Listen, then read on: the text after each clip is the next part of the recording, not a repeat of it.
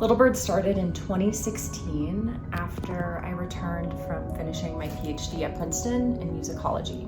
I came back to Tahoe and opened Little Bird to basically create a space for students to come and learn about music and enjoy the process of learning without judgment. We started with 3 students and are now at 240 students. A few years ago, some students came to me. Their families were having a hard time affording lessons. This is a tension I've always wrestled with, was the fact that private music lessons were really a privileged activity. I sent out an email to our Little Bird student base and was met with an overwhelming response from families who were willing to support these students. That was the beginning of Music Wings. It is a nonprofit dedicated to music equity. It's all about music for everyone, so anyone can come and take lessons. Commitment is the word that really resonates with me. As a teacher, not only being committed to being here and in turn teaching,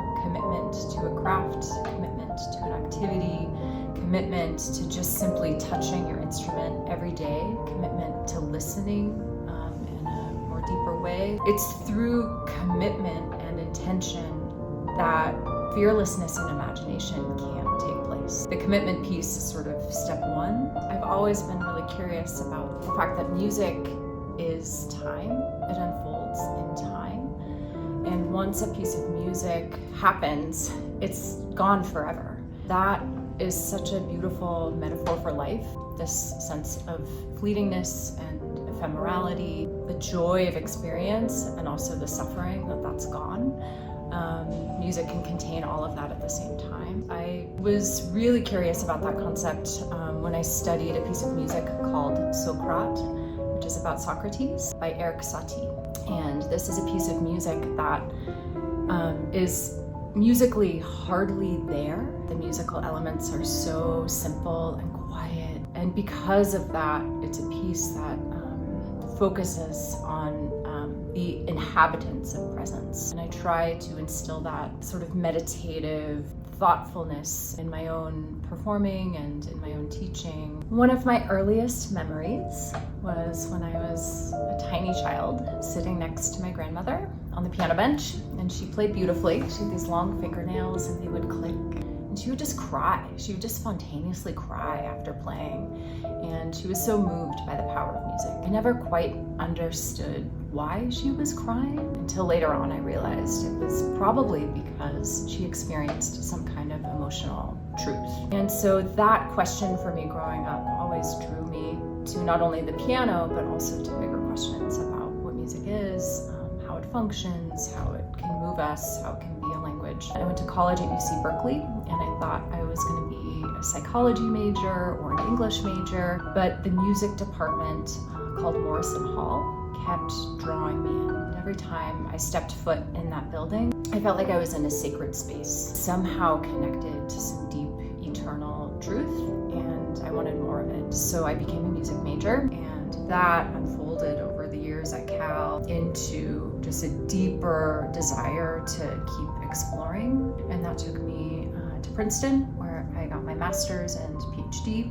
It was an experience that encouraged me to just keep asking questions and really emphasized lifelong learning in a way that I hope to exude to all of my students. Well, I'm going to go way back to the 12th century and say that Hildegard von Bingen, who was a German Benedictine nun, composer, mystic, visionary, has always been a guiding spirit for me. She's been so connected to sort of the spiritual side of music and the mathematical side. And then I just have to say, I love pop music.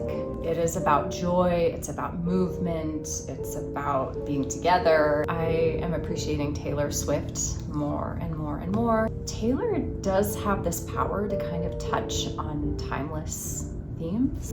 A song that comes to mind is The Fate of Ophelia, which, she's this Shakespearean character, and again, there's sort of this timeless element of like womanhood and struggle and joy and pain and all the things I've been talking about that come through this song that my daughter and I can not only talk about and connect with, but we can also dance to. It's fun and it's powerful and profound. Every day is a discovery, and over time, over years of working with students, all of these little moments build into something really, really beautiful. And so many of these moments are about meeting a student where they are in the moment, where they say, this is impossible. I can't do this. You have to be kidding me. This is hard. I don't want to do this. And then the next week, checking in again. And maybe it's the same thing. Week after week of just slowly building step by step, the student gets it. They see that over time, with a little bit of effort. And then when they put in a lot of effort, watch out. What we do here at Little Bird goes beyond the music. It's not just the music. The music brings us together, but it's really about the mentorship. Working with a 6-year-old and teaching a scale, the basic fundamentals, which is sort of a sacred act unto itself, to having a conversation with a 20-something-year-old student who is struggling to try to figure out their path and how to make a living and how to stay connected to their art form. Those challenges to me are kind of one and the same. And so that's kind of the magic that I thrive on. I certainly live here with intention.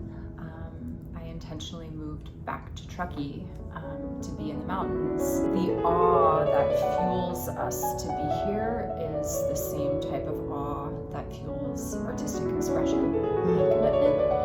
And we're all hungry for that. So starting Little Bird, I wasn't sure what kind of commitment there would be to the arts, but I found that the community seemed hungry for it and needed it, just like they need their athletics and mountain culture and achievements. The arts have a place here too. I have something to read because I've thought a lot about this, and I just wanted to put it into a succinct paragraph.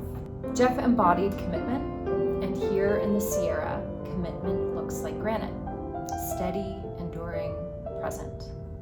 In my work, I try to be that steady presence for students, bird by bird, week by week, so they can grow into their own fearlessness and imagination.